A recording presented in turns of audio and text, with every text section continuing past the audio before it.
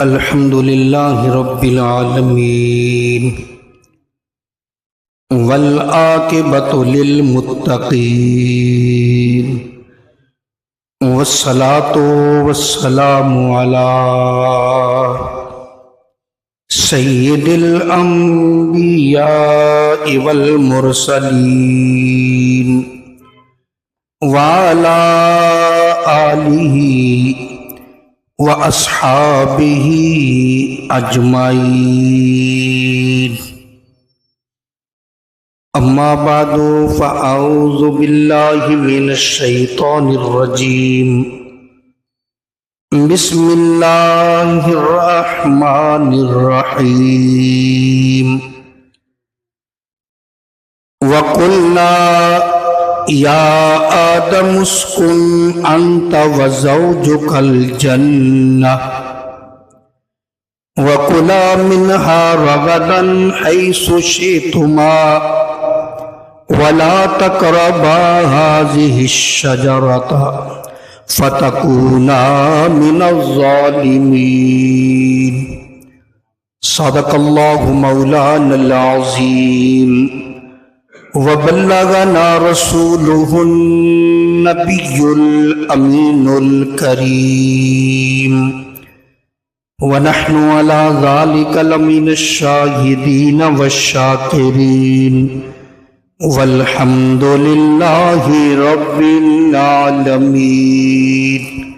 بڑی محبت سے درود و سلام، الصلاۃ والسلام علیکہ یا سیدی یا رسول اللہ وعلى آلك وأصحابك سيدي يا حبيب الله الصلاة والسلام عليك يا إمام الأنبياء والمرسلين وعلى آلك وأصحابك يا راحة العاشقين۔ گرامی قدر معزز سامعین اور حاضرین حضرات، السلام علیکم ورحمۃ اللہ وبرکاتہ۔ جمعۃ المبارک میں جو تفسیر القرآن کا سلسلہ شروع کیا تھا، سورہ بقرہ شریف کی پہلی 34 آیات کا درس ہو چکا ہے۔ آج اس سے آگے انشاءاللہ درس قرآن ہوگا۔ اللہ کریم نے فرمایا وَقُلْنَا، اور ہم نے کہا، یا آدم، اے آدم، اسکن، سکونت اختیار کرو، رہو، انت وزوجو کا، آپ بھی اور آپ کی بیوی بھی۔ اس وقت اللہ فرماتا ہے اور ہم نے آدم سے کہا تو اور تیری بیوی رہو الجنت، جنت میں، وَكُلَا مِنْهَا، اگر 2 سے زیادہ ہوتے، 3 ہوتے پھر کلو فرماتا، لیکن یہ 2 تھے تو فرمایا کلا، یہ تسنیہ ہے، فرمایا تم دونوں کھاؤ منہا، اس میں سے، رغدن حیث شئتما، کھاؤ اس میں سے جتنا چاہو، جہاں سے چاہو، ولا تقربا ہذہ الشجرۃ، لیکن ایک بات کا خیال کرنا، تم دونوں نے اس درخت کے قریب نہیں جانا۔ اگر تم چلے گئے فَتَكُونَا مِنَ الظَّالِمِينَ، تو تم ہو جاؤ گے ظلم کرنے والوں میں سے۔ ترجمہ یہ بنتا ہے، لیکن اگر ادب کے لحاظ سے، ادب کے لیے الفاظ اس کے مترادف استعمال کرنا چاہیں تو پھر ہم ترجمہ یہ کر سکتے ہیں کہ ورنہ تم اپنا حق تلف کرنے والوں میں سے ہو جاؤ گے۔ اب یہاں پر پہلے بات پوری کریں پھر بات کرتے ہیں. فَأَزَلَّهُمُ الشَّيْطَانُ فَأَزَلَّهُمَ الشَّيْطَانُ عَنْهَا فَأَخْرَجَهُمَا مِمَّا كَانَ فِيهِ. تو ان کو پھسلا دیا شیطان نے دونوں کو اس درخت کے حوالے سے. فَأَخْرَجَهُمَا اور ان کو نکلوا دیا مما کان فیہ جہاں وہ رہتے تھے. کہاں رہتے تھے؟ جنت میں. کہاں رہتے تھے؟ تو جنت سے نکلوا دیا شیطان نے ان کو ورگلا کر پھسلا کر.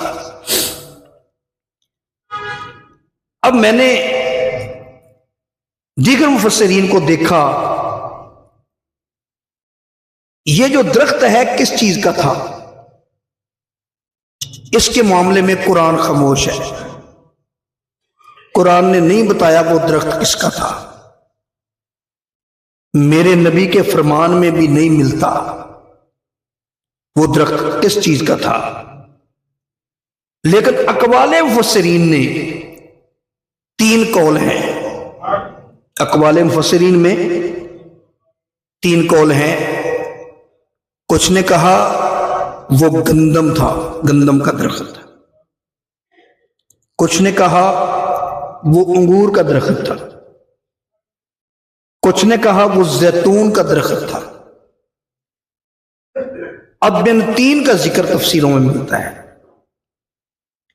لیکن پکی بات کوئی نہیں، کیونکہ نہ اللہ کے قرآن نے بیان کی نہ میرے نبی نے بیان کی. اس لیے ہم عقیدہ یہ رکھتے ہیں کہ وہ کوئی درخت تھا، شجرہ ممنوعہ تھا، جو بھی تھا.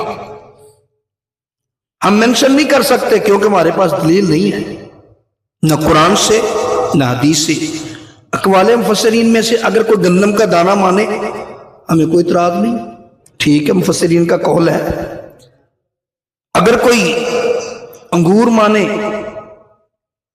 تب بھی کوئی اعتراض نہیں.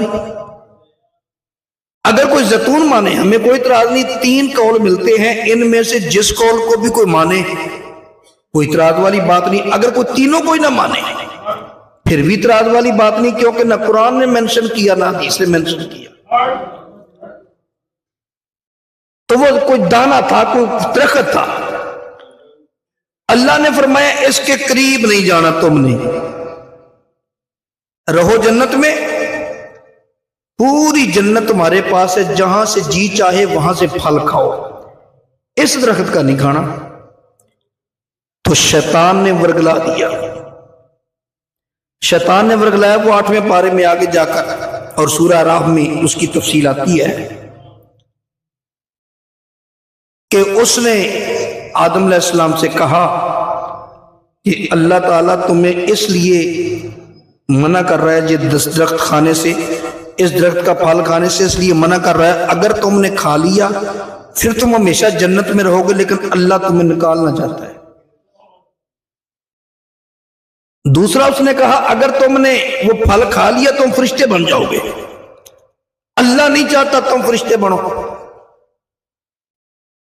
اور قاسم باللہ، اس نے اللہ کے نام کی قسم اٹھائی کہ میں تمہارا خیر خواہ ہوں. اب آدم علیہ السلام اور اما حوا، تیسرا بشر تو تھا کوئی نہیں. یہ تصور بھی نہیں تھا کوئی اللہ کے نام کی جھوٹی قسم کھا سکتا ہے.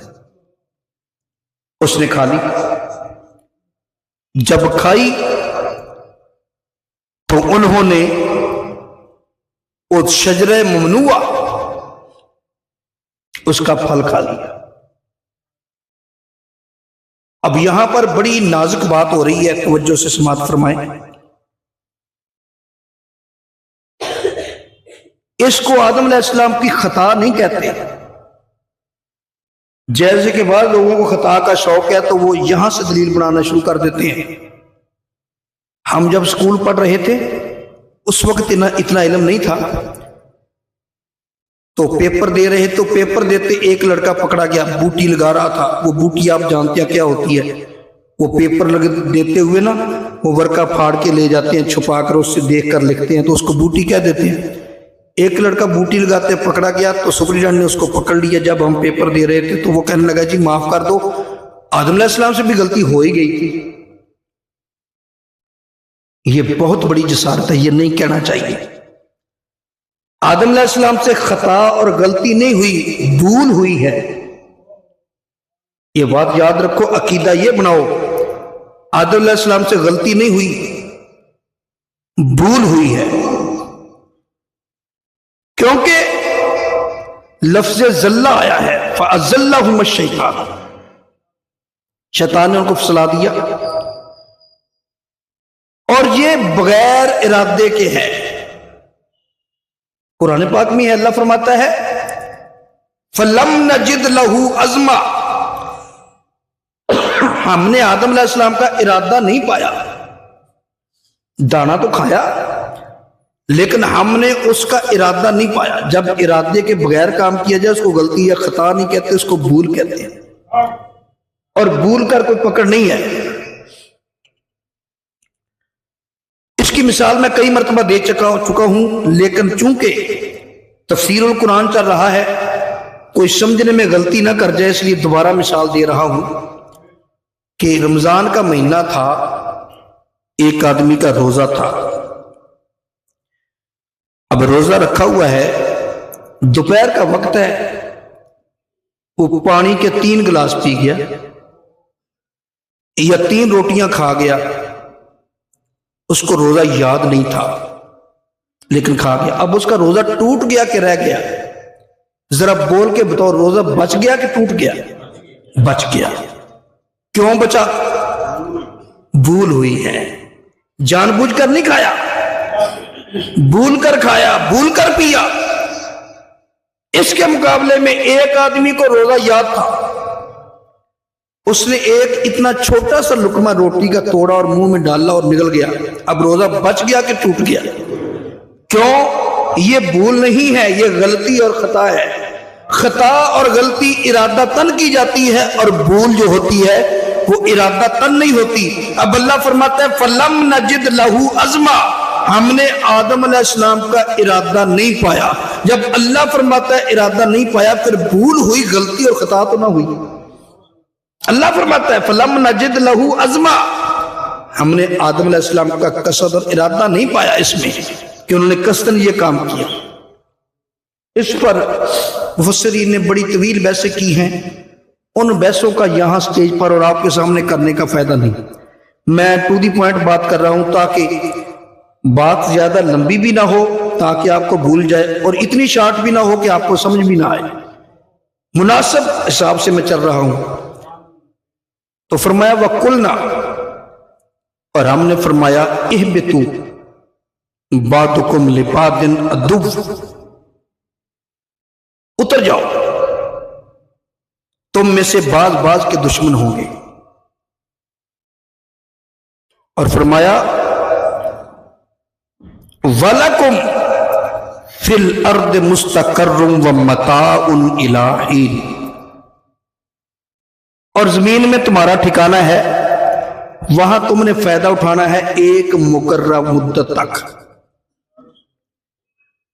अब इस जगह पे अल्लाह ने इशारा कर दिया कि तुम्हें जमीन पर भेज रहा हूं, लेकिन वहां तुमने सदा नहीं रहना, तुमने फिर वापस आना है।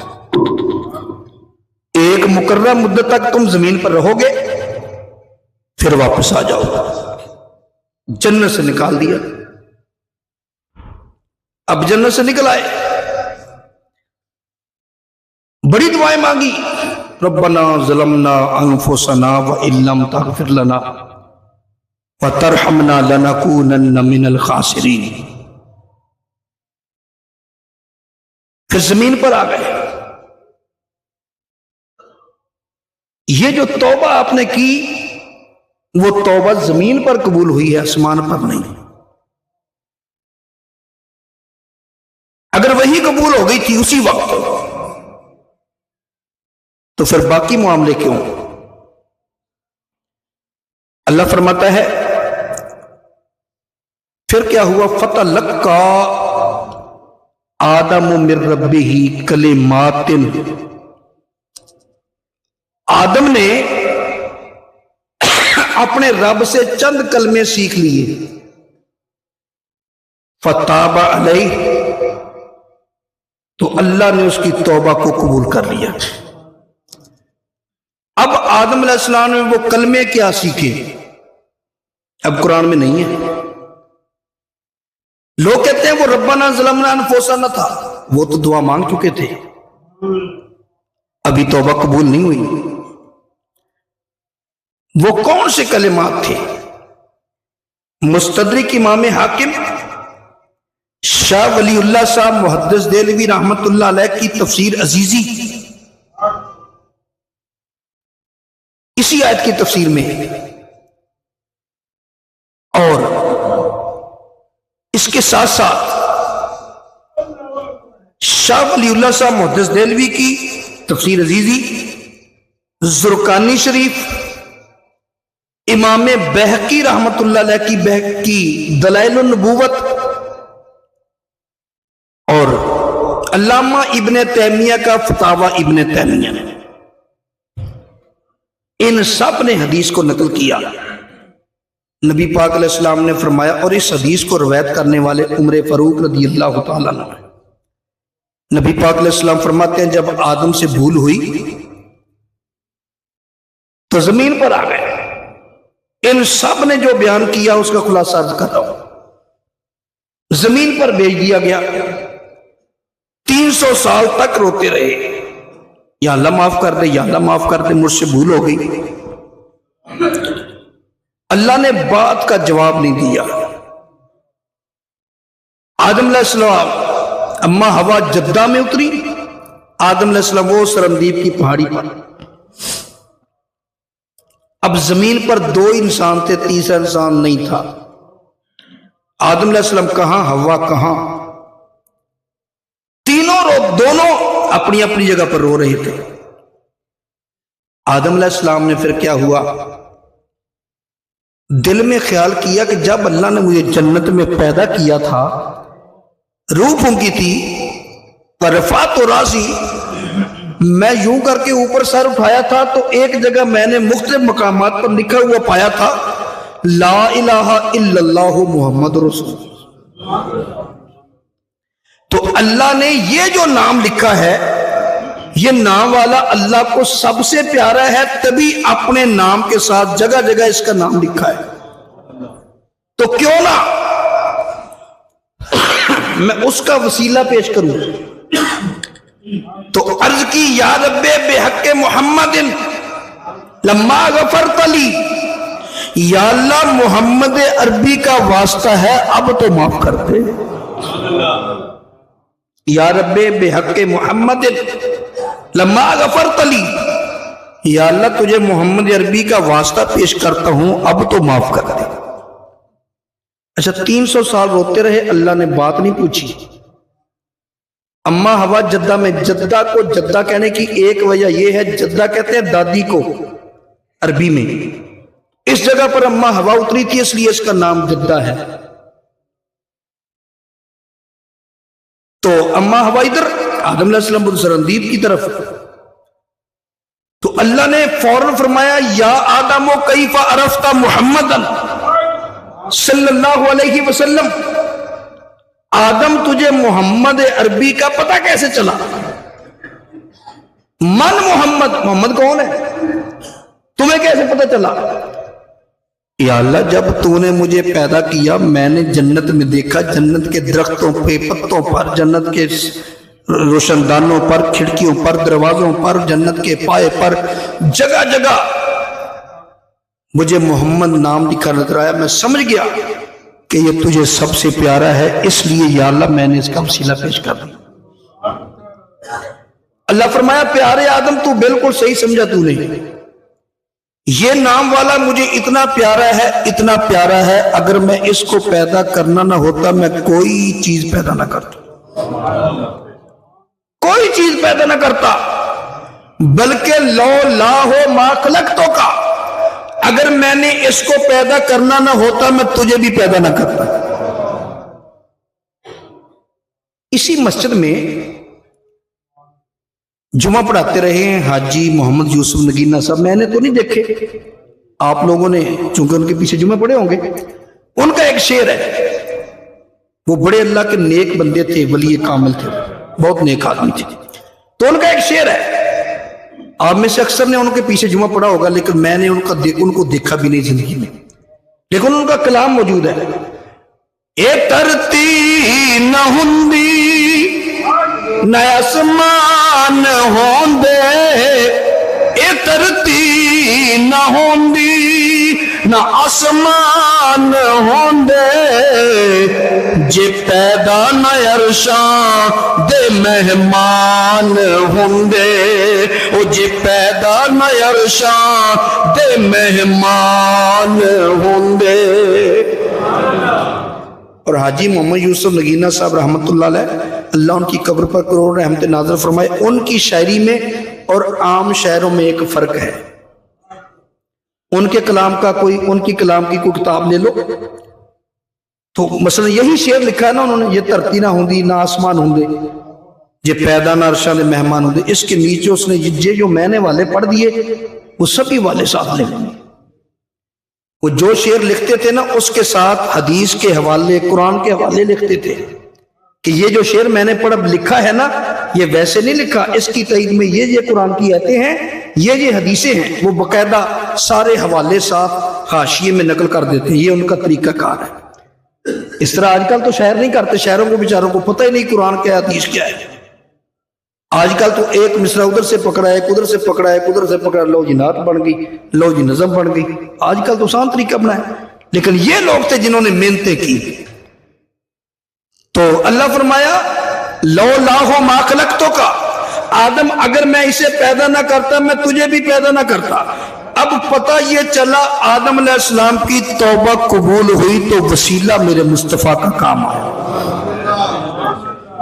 اب لوگ کہتے ہیں کہ نہیں وسیلہ پیش نہیں کرنا چاہیے، یہ شرک ہے، تو میرے بھائی آدم علیہ السلام نے کیوں پیش کیا؟ میرے نبی نے خود وسیلے والی دعا سکھائی، ترمذی، ابن ماجہ، مستدرک امام حاکم، حدیث کی مختلف کتابیں، یہ حدیث بڑی مشہور ہے، جو آدمی حدیث پڑھتا پڑھاتا ہے اس سے آپ صرف اتنا کہہ دیں حدیث عامہ، نبینے والی حدیث، صرف حدیث عامہ کہہ دے وہ سمجھ جائے گا کون سی حدیث ہے، لیکن جس بیچارے نے کبھی حدیث کو دیکھا ہی نہیں کھول کر، حدیث کی کتابوں کو دیکھتا ہی نہیں، اسے پتہ نہیں پتہ چلے کہ نہ چلے، صرف حدیث عامہ، جیسے حدیث جبریل ہے نا، حدیث جبریل کہہ دو تو ہر ایک کو پتہ چل جائے گا جو عالم ہے کہ یہ کس حدیث کی بات کر رہا ہے۔ اسی طرح جب ہم کہتے ہیں حدیث قصہ، صرف اتنا کہتے ہیں تو ہر آدمی جو حدیث پڑھتا پڑھاتا ہے وہ سمجھ جاتا ہے وہ چادر والی حدیث ہے جس میں نبی علیہ السلام نے مولا علی، سیدہ فاطمہ طیبہ طاہرہ، امام حسن حسین کو چادر میں داخل کر کے دعا مانگی تھی، اللہم ہؤلاء اہل بیتی، تو وہ سمجھ آتا ہے کہ یہ حدیث قصہ ہے۔ اسی طرح اس حدیث کو حدیث عامہ کہتے ہیں، سند بالکل صحیح ہے۔ میرے آقا علیہ السلام کے پاس ایک نبینہ صحابی آیا، اب نبینہ صحابی آیا، وہ آ کر کہتا ہے یا رسول اللہ میری آنکھیں نہیں ہیں، میں نبینہ ہوں، مسجد میں آنے میں تکلیف ہوتی ہے تو مجھے آنکھیں چاہیے۔ میرے آقا علیہ السلام نے فرمایا اگر تو کہے میں تیرے لیے جنت کی دعا نہ کر دوں۔ آقا علیہ السلام نے جب فرمایا میں تیرے لیے جنت کی دعا نہ کر دوں، اس نے یہ نہیں کہا نہ کرو، وہ خاموش رہا، کہنے لگا جی آنکھیں چاہیے، مطلب کیا؟ آنکھیں میں نے مانگی ہیں، جنت آپ نے فرمائی، یہ دونوں مل جائیں۔ سمجھدار تھا نا؟ میرے آقا علیہ السلام نے فرمایا اچھا آنکھیں نہیں ہیں؟ آقا نہیں ہے۔ آنکھیں چاہیے؟ چاہیے۔ فرمایا وضو کر، 2 رکعت نماز پڑھ، اور پھر خود دعا سکھائی، فرمایا یہ دعا مانگ، اللہم انی اسألک واتوجہ الیک بنبیک محمد والانبیاء الذین، اللہم انی اسألک واتوجہ الیک بنبیک محمد، نبی رحمت، یا محمد و یا رسول اللہ، इन्नी कद तवज्जहतु बिका इला रब्बी फी हाजती हाज़िही लितुक़दाली अल्लाहुम्मा फशफ़िअ फ़िया। अब क्या मतलब है? अल्लाहुम्मा इन्नी अस्अलुका, या अल्लाह मैं तुझसे सवाल करता हूँ, तुझसे मांगता हूँ। व अतवज्जहु इलैका, मैं तेरी तरफ मुतवज्जे होता हूँ। मैं जो लफ्ज पढ़ता हूँ कुरान पाक के या हदीस के, पूरी गौर से सुना करो। अगर आप पूरी गौर से सुना करेंगे तो आपको खुद तर्जमा आ जाया करेगा, आपको लफ्जों के तर्जमे याद हो जाएंगे। अल्लाहुम्मा इन्नी अस्अलुका, ऐ अल्लाह मैं तुझसे सवाल करता हूं, तुझसे मांगता हूं। क्या? व अतवज्जहु इलैका, मैं तेरी तरफ मुतवज्जे होता हूं बेहक़्क़े नबी का मुहम्मदिन, मोहम्मद अरबी के वसीले से। वल, और या अल्लाह बेहक़्क़े नबी का मुहम्मदिन, नबी रहमत, उस मोहम्मद अरबी के वसीले से जो रहमत वाले नबी हैं। या मोहम्मद इन्नी कद तवज्जहतु बिका इला रब्बी फी हाजती हाज़िही, या मोहम्मद या रसूल अल्लाह, मैं आपके वसीले से आपके रब की तरफ मुतवज्जो हुआ हूं इस मसले के लिए। फतुक़दाली फशफ़िअ अल्लाहुम्मा फशफ़िअ फ़िया, मेरी इस हाजत को पूरा किया जाए, मेरी इस हाजत को पूरा किया जाए। अब ये दुआ नबी पाक अलैहिस्सलाम ने खुद सिखाई उस नबी ने साथी को। मैंने पहले कहा सनद बिल्कुल ठीक है, कोई माई का लाल इसको ज़ईफ नहीं कर सकता, सियासता की हदीस है और दीगर मुहद्दिसीन ने भी नकल की। जब उसने ये दुआ नबी अलैहिस्सलाम से सीखी, वुजू किया तो नबीना, वुजू करके वापस आया तो नबीना, 2 रकात नफल पड़े तो नबीना, जब दुआ के लिए हाथ उठाए तो नबीना। जब ये नबी अलैहिस्सलाम चीज सिखाई हुई मेरे नबी के वसीले वाली दुआ मांगकर चेहरे पे हाथ फेरे तो उसकी आंखें इस तरह रोशन की जैसे कभी दुखी भी नहीं है। अब नबीना नहीं था, अंधा नहीं था, अब उसको आंखें मिल गई। अब जरा ये बताओ, अगर वसीला पेश करना शिर्क होता, आदम अलैहिस्सलाम ने क्यों किया? अगर नबी अलैहिस्सलाम का वसीला पेश करना शिर्क होता, मेरे नबी खुद सिखा रहे हैं किस तरह दुआ मांगो, पीछे क्या रह गया? कुछ लोग कहते हैं नहीं जी, असल में बात और है। वसीला पेश करना, हम कहते हैं जिंदा का वसीला तो जायज है, कब्र वाले का वसीला जायज है। फिर लोग पैंतरा तब्दील करते हैं, बदल लेते हैं पैंतरा फौरन।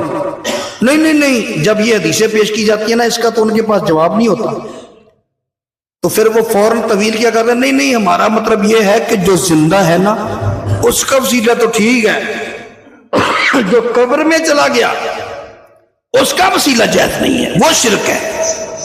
अरे अल्लाह के बंदो, शिरक शिरक होता है हर जगह, खा वो अमल जिंदा से किया जाए खा कब्र वाले से किया जाए, शिरक हर जगह शिरक है। तो आइए इसकी भी 2 मिसालें देता हूं। अब मूसा कलीमुल्लाह अलैहिस्सलाम छठे आसमान पे खड़े थे, नबी पाक अलैहिस्सलाम 50 नमाजें लेकर आए मिराज की रात। ये तो बुखारी मुस्लिम के हदीस है ना, सियासता की 50 नमाजें लेकर आए। रास्ते में मूसा अलैहिस्सलाम खड़े हैं, या रसूलल्लाह कितनी नमाजें मिली? फरमाया 50। अर्ज की इर्ज इला रब्बिक, या रसूलल्लाह अपने रब की तरफ वापस जाओ, रजू करो रब की तरफ। क्यों? नमाजें ज्यादा हैं, ये उम्मती पढ़ नहीं सकेंगे। फिर वापस गए, 5 माफ हो गई, 45 रह गई। फिर अर्ज की आका कितनी रह गई? फरमाया 45। या रसूलल्लाह इर्जे इला रब्बिक, अपने रब की तरफ दोबारा वापस जाओ, नमाजें कम करवाओ।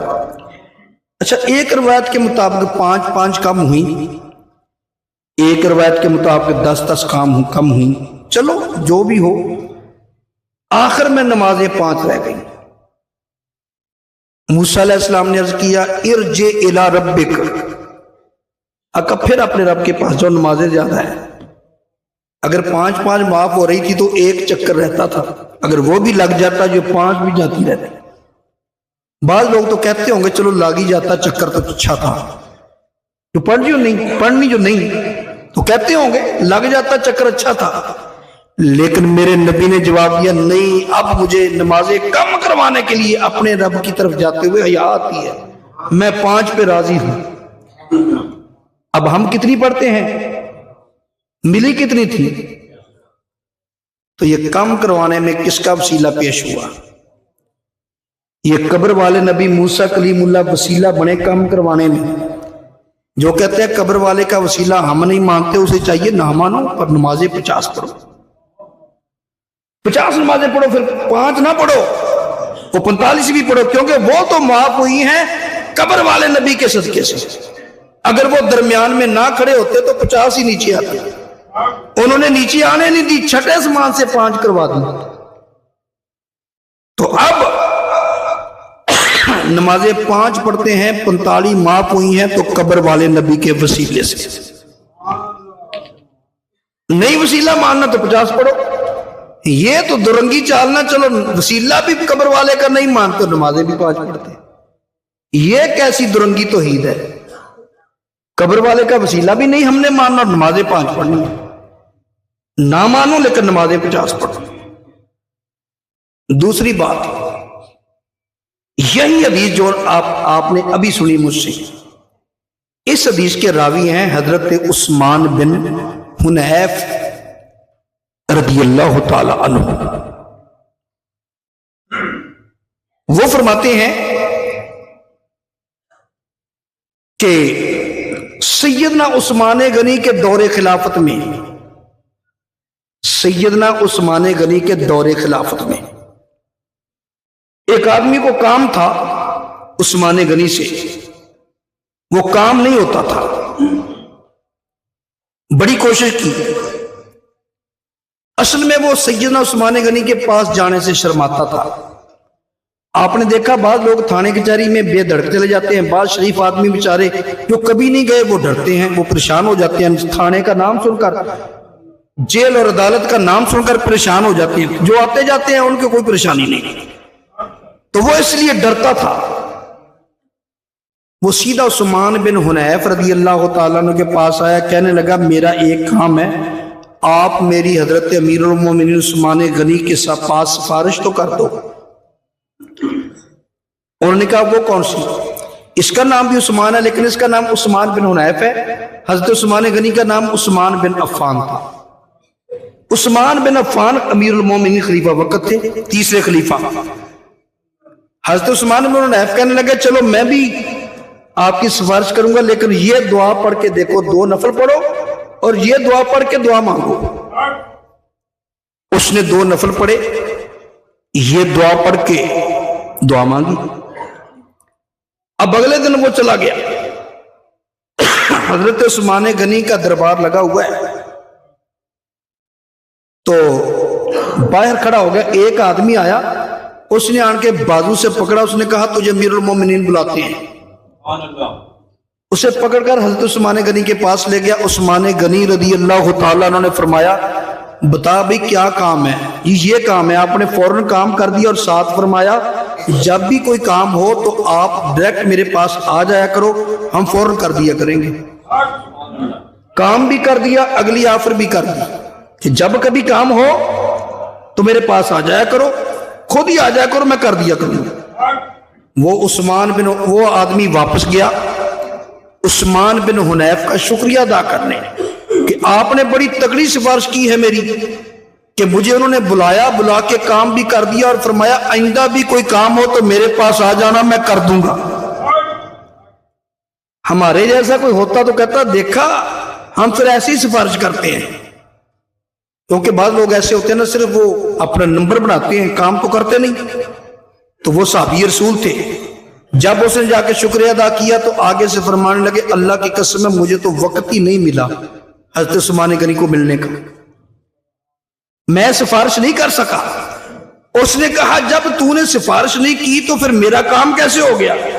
تو عثمان بن حنیف نے فرمایا تیرا کام ہوا ہے اس دعا کی وجہ سے، یہ نبی پاک کے وسیلے والی جو دعا ہے نا اس کی وجہ سے تیرا کام ہوا۔ وہ کہنے لگا تجھے کیسے پتا چلا؟ فرمایا یہ وہی دعا ہے، میں موجود تھا، میرے نبی کے پاس ایک نبینہ آیا تھا، میرے نبی نے اس نبینے کو یہ دعا سکھائی تھی، میں نے سوچا اگر اس دعا سے نبینے کو آنکھیں مل سکتی ہیں تو تیرا کام کیوں نہیں ہو سکتا؟ اب تو نبی علیہ السلام کا وصال ہو چکا تھا، وسیلہ پھر بھی پیش کر دیا، وسیلہ پھر بھی پیش کر دیا، پتہ لگا قبر والے کا بھی وسیلہ پیش ہو سکتا ہے۔ اب ایک مثال اور دیتا ہوں، نبی علیہ السلام نے خود قبر والے کا وسیلہ پیش کیا۔ حضرت سیدنا علی المرتضیٰ شیر خدا رضی اللہ تعالیٰ عنہ کی والدہ ماجدہ حضرت سیدہ فاطمہ بنت اسد رضی اللہ تعالیٰ عنہ، ان کو میرے نبی نے امی بعد امی کہا تھا، میری ماں کے بعد یہ بھی میری ماں ہے۔ جب میرے نبی نے ان کو ماں کہہ دیا، میرے نبی نے بیٹا بن کے دکھایا، انہوں نے ماں بن کے دکھایا۔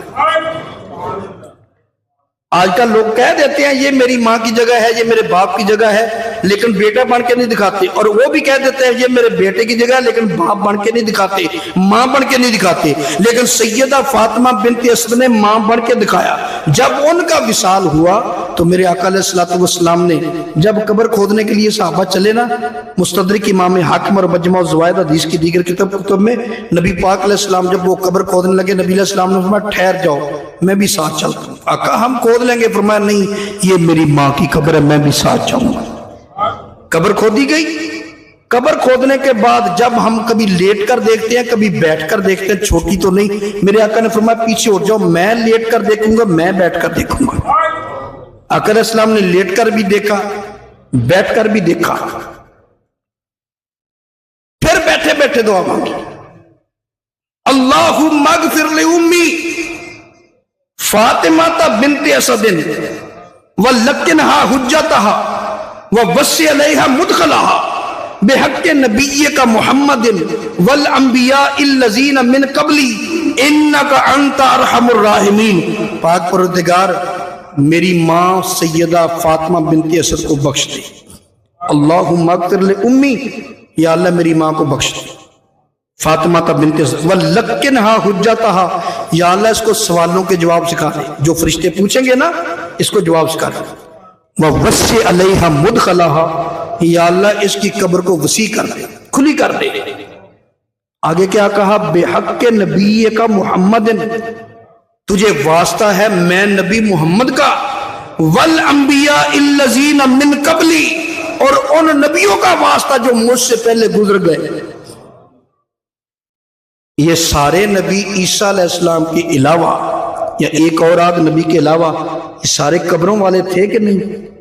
تو میرے نبی نے ان کا وسیلہ پیش کیا کہ نہیں کیا؟ یا اللہ والانبیاء الذین من قبلی انکا انت ارحم الراحمین، یا اللہ جو نبی مجھ سے گزر گئے پہلے، یا اللہ ان کا بھی وسیلہ دیتا ہوں، مولا تو ان کو بخش دے، ان کی قبر کو وسیع کر دے۔ اور پتہ چلا قبروں والوں کا وسیلہ بھی شرک۔ تو یہ فتح لکہ کے تحت میں نے وسیلے والا مسئلہ بھی آج بیان کر دیا۔ فرمایا فَقُلْ نَحْبِتُ مِنْهَا جَمِيعًا، ہم نے فرمایا تم سب کے سب زمین پر اتر جاؤ، فَإِمَّا يَأْتِيَنَّكُمْ مِنِّي هُدًى فَمَنْ تَبِعَ هُدَايَ فَلَا خَوْفٌ عَلَيْهِمْ وَلَا هُمْ يَحْزَنُونَ۔ اللہ فرماتا ہے سب کے سب زمین پر اتر جاؤ۔ مفسرین فرماتا ہے جب سب کے سب کہا تو اولاد آدم میں کافر بھی ہیں مسلمان بھی ہیں، اللہ نے سب کو فرمایا نیچے چلے جاؤ۔ اور علماء فرماتے ہیں بھیجنے کا مقصد بھی یہ تھا کہ جو کافر ہیں وہ نیچے رہ جائیں گے، جو مسلمان مومن ہوں گے وہ جنت میں آ جائیں گے دوبارہ۔ فرمایا فمن تابع، جو میری طرف سے ہدایت آئے گی، جو اس کی پیروی کرے گا، فلا خوف علیہم ولا هم یحزنون، اللہ فرماتا ہے اس پر نہ کوئی خوف ہوگا نہ وہ غمگین ہوگا۔ اور فرمایا والذین کفروا وکذبوا بآیاتنا، اور وہ لوگ جنہوں نے کفر کیا اور ہماری آیتوں کو جھٹلایا، اولئک اصحاب النار، یہ وہی لوگ ہیں جو جہنمی ہیں، ہم فیہا خالدون، اور وہ جہنم میں ہمیشہ رہیں گے۔ یہ آج الحمدللہ ہم نے 4 رکوع مکمل کر لیے سورہ بقرہ پہلے پارے کے 4 رکوع مکمل ہو گئے۔ ایک میں نے مسئلہ بیان کرنا تھا، وہ مسئلہ یہ ہے کہ سردی کا موسم ہے، دوست چادر جیکٹ جرسی وغیرہ پہن کر آتے ہیں، تو پہلا مسئلہ یہ ہے کہ جس طرح یہ میں نے جیکٹ پہنی ہوئی ہے، واسکٹ پہنی ہوئی ہے، نیچے قمیض ہے، اگر بٹن نہ بھی بند ہو نماز ہو جاتی ہے۔ مسئلہ سمجھ لیں، بٹن نہ بھی بند ہو، نیچے قمیض مکمل ہے، نماز ہو جائے گی۔ لیکن بزرگ فرماتے ہیں احتیاط یہ ہے کہ ایک آدھ بٹن اگر آسانی سے بند ہو سکے تو کر لو، اگر نہیں ہوتا نماز ہو جائے گی۔ دوسری بات یہ ہے، اس لیے میں کر رہا ہوں کہ بعض لوگ بڑے اس مسئلے پر سختی کرتے ہیں، نہیں یہ نہیں بٹن بند کرو ورنہ تمہاری نماز نہیں ہوگی، ایسا مسئلہ کوئی نہیں۔